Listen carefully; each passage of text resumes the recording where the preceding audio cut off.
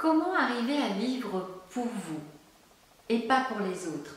Ou alors j'ai presque envie de dire comment arriver, oui, à vivre pour vous et pas à travers les autres.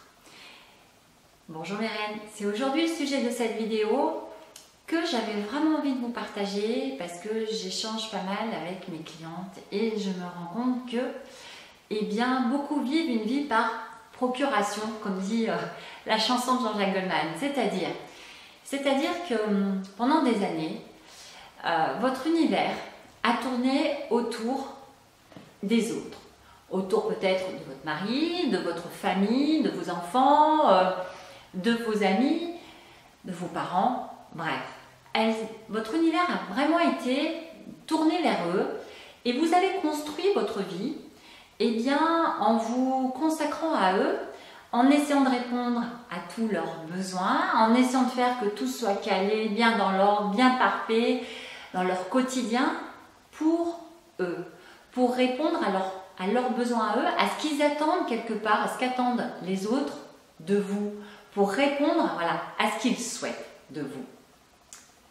Et puis, quand on pratique ainsi, pendant des années, le petit problème, c'est qu'on passe à côté de soi.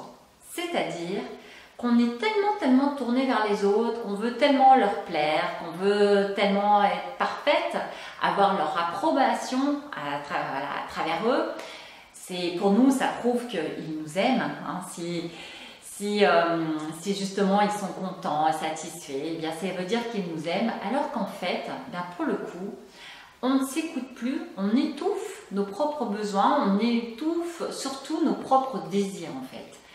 Et on en arrive au stade où on ne sait même plus vraiment qui on est, on ne sait même plus ce qui nous fait kiffer, ce dont on a envie, parce que toutes nos envies, tous les plaisirs et tout ça, c'est pour les autres.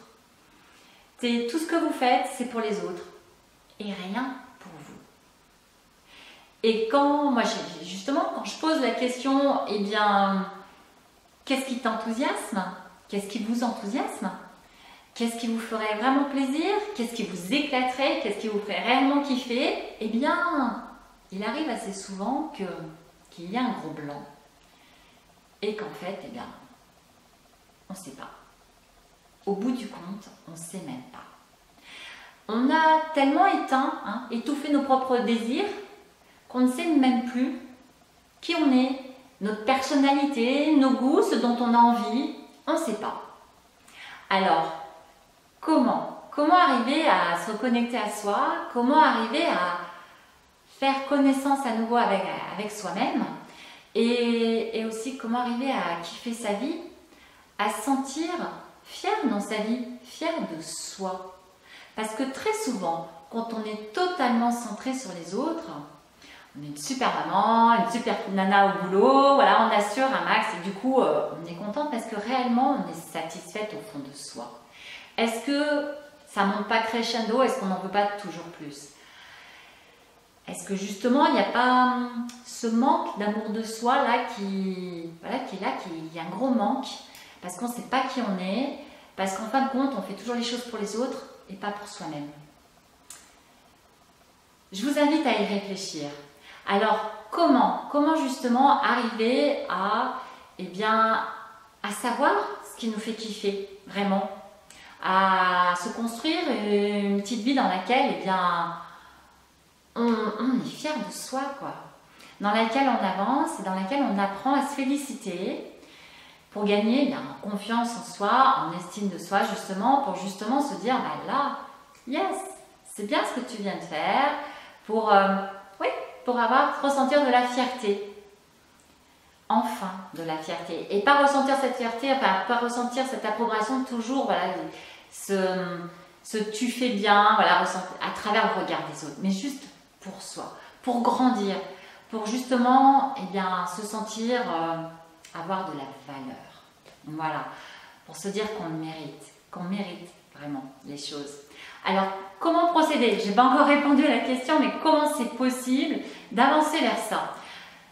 Quand vraiment on ne sait pas du tout qui on est, quand vraiment on se retrouve à se dire moi, au bout du compte, j'ai pas de passion, je sais pas ce que je veux, je ne sais pas vraiment ce qui me fait envie, hein, à travers faire plaisir à mes enfants et mon mari, ou voilà, je ne sais pas en fait. Eh bien, je vous invite à tester les choses. Alors, je vais vous donner un exemple très basique qui vient de m'arriver dernièrement. C'est tout bête, honnêtement, voilà, j'y vais, je vous explique, vous allez comprendre.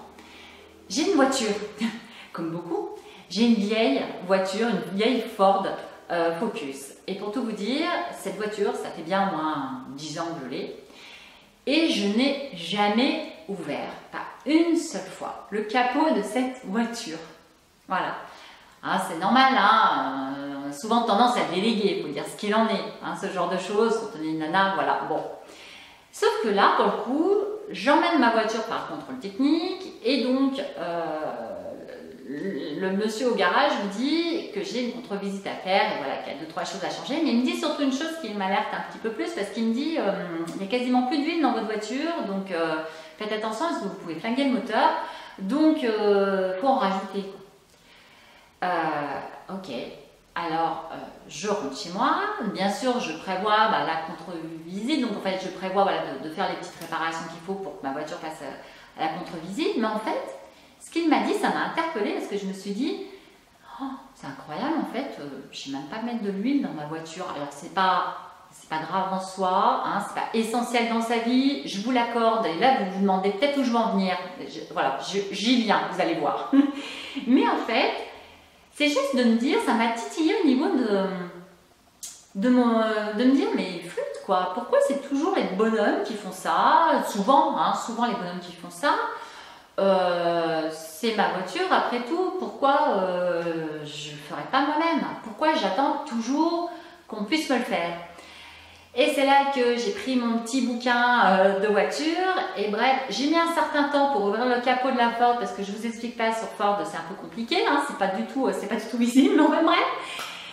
Et ben j'y suis arrivée, j'ai ouvert mon capot, j'ai mis un petit peu d'huile jusqu'à ce que voilà, ma voiture aille au garage pour qu'ensuite elle puisse faire sa contre-visite. Mais tout ça pour dire que j'y suis arrivée. Mais en fait, ce qu'il y a surtout de ce petit truc tout bête, hein, et ben je me suis sentie super fière. Je me suis dit, waouh! Yes quoi, je l'ai fait. Si un jour voilà, il y a un nouveau besoin, quoi que ce soit, j'ai réussi à ouvrir mon capot, à mettre mon huile. C'est tout con. Mais certes, je vous l'accorde, c'est tout con. C'est très basique, je veux dire, quand je dis tout con, c'est très basique. Mais je me suis sentie super fière. Si je vous raconte ça, c'est parce que c'est quelque chose que j'avais absolument pas l'habitude de faire. C'est clair, 10 ans pendant la voiture, jamais j'ai ouvert le capot. Mais à un moment, c'était juste, ça m'a titillé, juste de me dire, mais pourquoi j'y arriverai pas après tout? Je veux dire, si un tel le fait, un tel, moi je le fais aussi, quoi. Vous voyez? Et c'est ce sentiment de fierté qu'il est important d'entretenir. Plus vous avancerez avec des tout petits pas, vous voyez, parce que c'est pas transcendant ce que je viens de faire, mais plus vous avancerez avec des tout petits pas, comme ça, en vous améliorant, et plus vous générerez et cultiverez de la fierté. Et du coup, vous allez gagner, parce que plus vous cultivez la fierté, plus vous gagnez, eh bien, en amour, quoi, en amour de vous-même. Donc, c'est super important. Et plus vous allez, justement, apprendre à vous connaître de plus en plus. Parfois, vous allez tester des choses qui ne vont pas du tout vous plaire. Je ne sais pas si, par exemple, vous vivez seul, eh bien, aller au ciné toute seule, au départ, on se dit, ouais, c'est plutôt triste, quoi, j'ai pas envie, je partage pas, je gna. Mais pourquoi pas? Pourquoi ne pas le tenter? Et si du coup vous allez au ciné toute seule et ensuite vous ressortez, vous avez vu un film par exemple que votre mari n'a pas du tout envie d'aller voir d'habitude, et du coup vous vous privez de ça, et là en fait vous êtes allé voir justement ce film-là, voilà, un film vraiment qui vous tient à cœur, vous savez que lui ça ne lui plaît pas, et du coup vous ressortez du ciné et c'est là où vous dites, mais en fait, je suis super contente de l'avoir fait, j'ai passé un bon moment. C'est vous faire plaisir et en même temps, ça va vous donner, voilà, vous allez en ressortir fier. Fier de vous, d'avoir franchi ce petit pas, de prendre soin de vous, voilà, de commencer à vous connaître de plus en plus. C'est tellement, tellement important de commencer justement à, j'allais dire, à nettoyer, à soulever voilà, toute la poussière que vous avez, voilà, ou alors tout ce que vous avez étouffé pendant des années en oubliant quasiment presque vos besoins, vos plaisirs, voilà, ce qui vous fait vraiment kiffer dans la vie.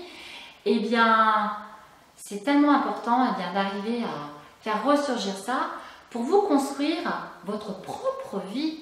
Parce que le jour où eh bien, ses proches, cette famille, peut-être déménagera, vos enfants s'en iront, ou alors, voilà, on ne sait pas ce qui peut se passer dans la vie, quoi que ce soit, si vous-même, vous ne répondez pas à vos propres plaisirs et tout ça, ben, en fait, vous passez à côté de vous et à côté de votre propre vie, même si vous pensiez qu'actuellement, elle est peut-être construite avec votre entourage, voilà, avec votre famille, mais en attendant, vous, votre propre vie. Vous construire voilà, une vie dans laquelle vous vous sentez fier. Fier de vous. Plus on cultive la fierté de soi-même, plus on va prendre soin de soi, plus on va s'épanouir, plus on va changer, plus on va grandir. Alors justement, si vous vous dites qu'il est temps de transformer votre quotidien, de vous épanouir dans votre vie, eh bien, je vous invite à cliquer dessous la barre de description de cette vidéo parce que c'est la rentrée et je viens du coup d'ouvrir des plages horaires dans mon agenda, des séances découvertes de coaching de 30 minutes eh bien, dans lesquelles on va échanger et dans lesquelles je vous transmettrai eh bien, déjà les 3 premières clés que vous pouvez mettre en place pour aller vers le mieux, pour commencer à prendre soin de vous. Je vous kiffe fort, je vous embrasse et on se retrouve très vite. À très vite. Bye bye.